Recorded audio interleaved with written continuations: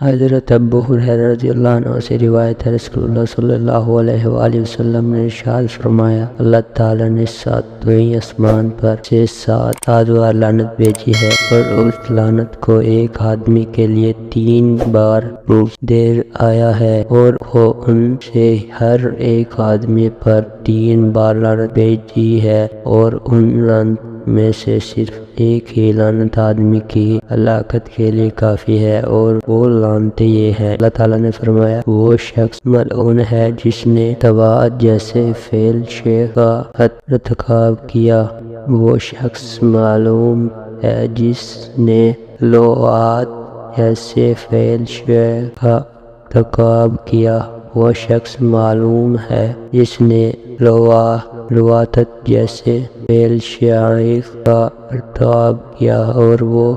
شخص ملعون ہے جس نے جانور کو غیر اللہ کے نام پر ذبح کیا، وہ شخص ملعون ہے جس نے اپنے ماں باپ کی نافرمانی کی۔ حضرت ابو زبیر بن عوام رضی اللہ عنہ سے فرماتے ہیں،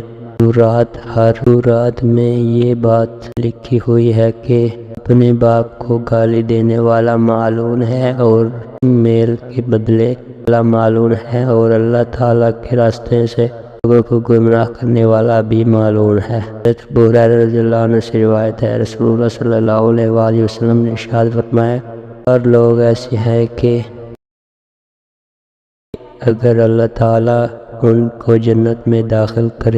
نہ کرے، اور وہ 4 لوگ ایسے ہیں کہ اللہ تعالیٰ ان کو جنت میں داخل نہ کرے، اور وہ نہ ہی جنت کی کوئی نعمت میں جھکنے والے ہیں، تو وہ اپنے فیصلے میں حق بجا ہوگا۔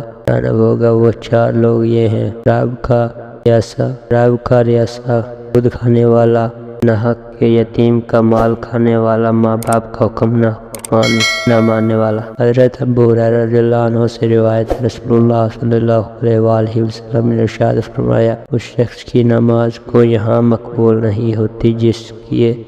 ماں باپ اس سے ناراض ہوں، حالانکہ کہ ماں باپ پر جبر و ظلم و زیادتی کر رہے ہو۔